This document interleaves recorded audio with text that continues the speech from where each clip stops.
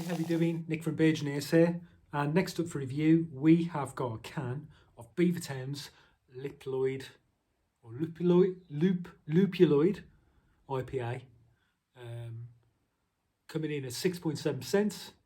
And Beavertown don't say what hops are in it, and it's brewed with barley, wheat, and oats. So let's get into the Beavertown thing. It was owned by Logan Plants, who is Robert Plant's son, so it's automatically getting, because I'm a massive Led Zepp fan. But leaving that aside, I've got a lot of love in my heart for this particular beer, because it was the first sort of hazy IPA that really got me into this sort of thing.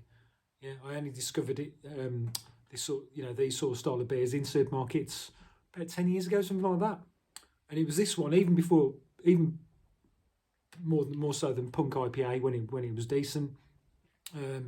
It was this one that really got me into the style of hazy New England IPAs. I suppose the question is it's 2023. I've certainly changed in terms of my tastes. I know that.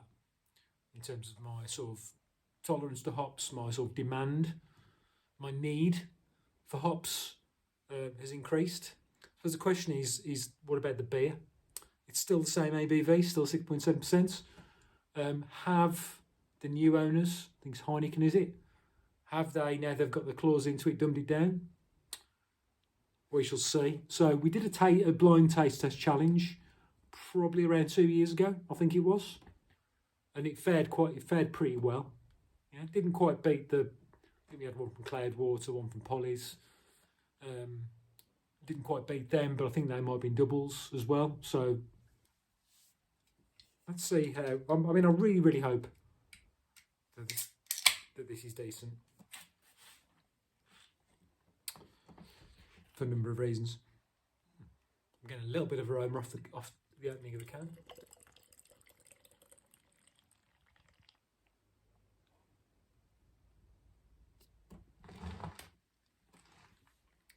Okay, so we have got about a finger of loose white head. We've got slightly hazy, although there is a little bit of light getting through that.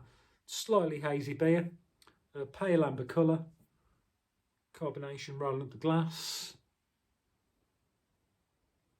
Let's get a nose. Okay, so it's a pleasant fruity nose.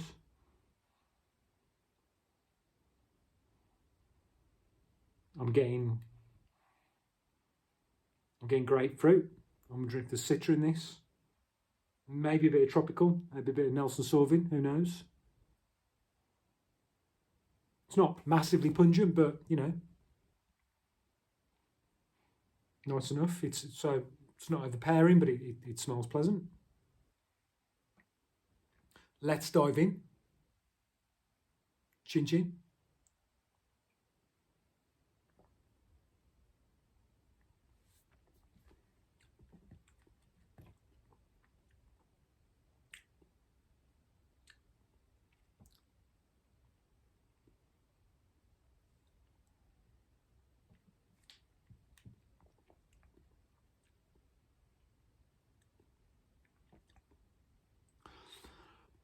Okay, so up front there's a bit of citrus, a bit of tropical. It's a bit muted. Body's light. A little bit of bitterness.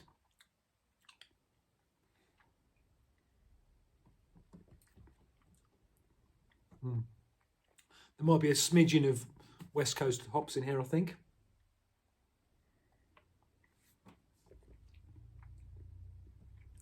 Light-bodied, yeah. Bit disappointing, to be honest with you. It's drinkable.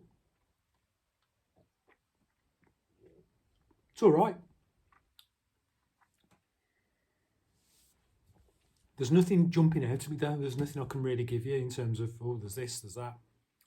A little bit of citrus, maybe a little bit of tropical at the back.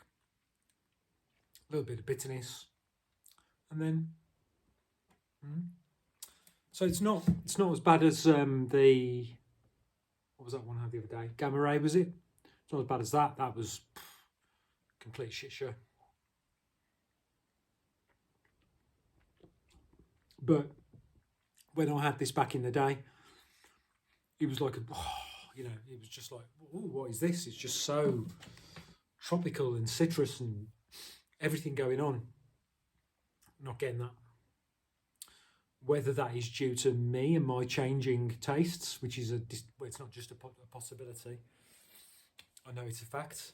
Whether the beer has been dumbed down or not, I don't know. I really don't know. All I know is that it's just like, it's all right. So there's nothing more to say. So I'll finish it, but rating.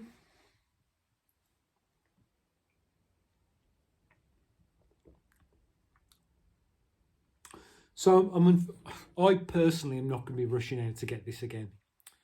6 out of 10 is my threshold by which that I would buy it again. I'm not going to buy it again, so I'm going to give this 5.75 out of 10. But if you're not a regular, if you're not like me, where you've just battered yourself with hops for years, and your tolerance to hops is lower, and you're just getting into craft or thinking about getting into it, it's probably good entry level. Yeah, it's certainly not offensive. It's not overpoweringly hoppy or overpoweringly bitter.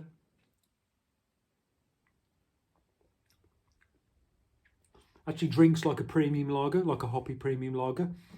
It's what it tastes like to me. So yeah, a good entry level. It's not expensive either. I think it's about £2. Is it £2.20 a can, something like that? Might be £2.50 a can some places. Yeah, so it's it's in the affordable range, I would say, particularly for a 6.7% beer. So yeah, maybe a decent fridge filler. Not for me personally, but don't let that put you off. So 5.75 for Lupuloid IPA from Beavertown. Beautiful can art, by the way. Did I say that? Always had beautiful can art. And like I said in a previous review of theirs, they were one of the first sort of brewers I ever saw. In fact, you know what? Shout out to Emmett here. The first time I ever saw like a funky sort of craft beer can was when my fellow Beer-Gineer Emmett had a can of Beavertown at Green Man Festival years ago. Obviously, you're not going to remember this, Emmett, but I remember thinking, bloody hell, that can looks cool. I wonder what's in that. So just the can art alone just attracted me to it. So I sorted it out, and I had some good years, had some good times with Beavertown. Sadly, those days are over, but nevertheless, thank you to Beavertown for facilitating my entry into the world of craft and hoppy IPAs and such. Okay, thanks for watching. Ooh, bloody hell, nearly. Thumbs up if you like the video, thumbs down if you don't. So if you've had this beer, if you agree, disagree, I'll be very, very, very interested to your comments. Until next time, bye for now. Cheers.